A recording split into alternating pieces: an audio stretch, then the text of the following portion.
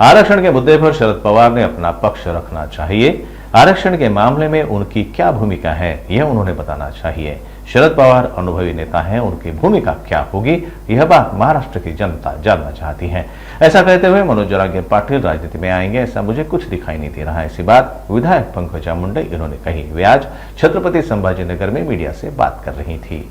एकत्र येणं एका विषयासाठी विचार मांडण्यासाठी गरजेचं आहे। प्रत्येकाचे पक्ष वेगळे आहेत, प्रत्येकाला आपल्या पक्षाची शक्ती वाढवायची आहे। परंतु या जे आता राज्यामध्ये चाललंय या विषयांवर भूमिका काय आहे पक्षांची हे त्यांनी पण मांडलं पाहिजे ना, की त्यांना हे सर्व मान्य आहे का, त्यांच्या आरक्षणाच्या बाबतीतल्या भूमिका काय आहेत हे त्यांनी मांडलं पाहिजे। त्यांनी इतिहासात जे मांडले त्यासारखंच मांडलं तर स्वागत होईल, आणि जे पूर्वी मांडले त्याच्यापेक्षा वेगळं मांडलं तर त्याच्यावर नक्कीच लोक रिॲक्ट करतील।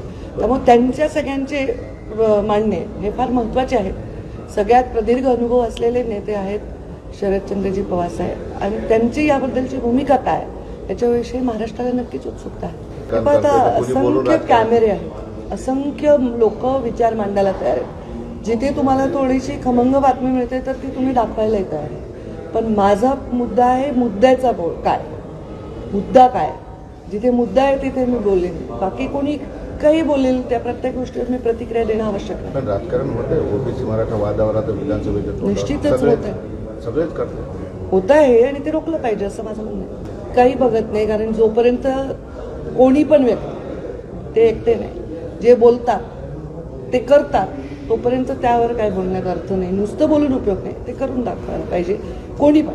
मी पण एखादी मोठी घोषणा करेन, फार दंड ठोकून बोलेन, पण मी प्रत्यक्षात करायला पाहिजे। त्यामुळे कोणी पण बोललं तर ते प्रत्यक्षात काय करतात याच्याकडे माझं सुद्धा उत्सुकतेने लक्ष आहे। बाकी याच्यावर मी टिप्पणी करण्याचं काही कारण नाही।